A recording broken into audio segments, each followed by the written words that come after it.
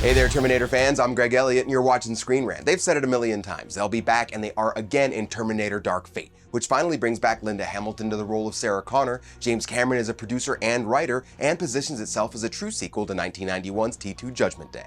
Of course, a major highlight of any Terminator movie is the murder bots themselves. Beginning with Arnold's T-800 in the first film, each film has introduced upgraded models with new abilities, and Dark Fate's no different here. It can be hard to keep track, and that's why we're here to explain every Terminator model in Terminator Dark Fate. I won't ruin the ending for you, but there will be some spoilers ahead in terms of each model's background and abilities, so please keep that in mind if you want to save all the surprises for the theater. Following Terminator 2's T-1000, Terminator 3's TX, the T-888s from the Sarah Connor Chronicles, and the T-3000 from Terminator Genisys, Terminator Dark Fate's big bad is the Rev 9, played by Gabriel Luna. As is customary, this one is sent back from the future to take down a girl named Dani Ramos, who clearly has some importance to the future human resistance. But you might be surprised to find out that this time around, it wasn't Skynet that sent it back.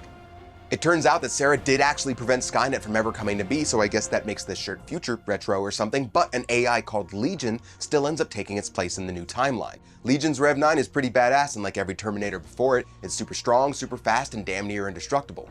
It's similar to the T-1000 in that it's made of some kind of liquid metal that can form many sharp pointy shapes, and what's new is that it can split its liquid form from its endoskeleton to do double killing duty. It can also jack itself into pretty much any computer system to do things like find information or monitor surveillance systems. Heavy firearms and explosives don't really do much more than slow it down, but it is susceptible to close-range EMP blasts if you can get close enough without being terminated. And of course, we have the Cyberdyne Systems Series 800 Model 101, or Carl. Now, of course, it's not the same model that thumbed up us at the end of T2, but it's one of several identical models that was sent back by Skynet to kill John Connor. And although Skynet no longer exists in this timeline, this Terminator still does, and it did finally catch up with the Connor shortly after the events of Judgment Day and completed its mission.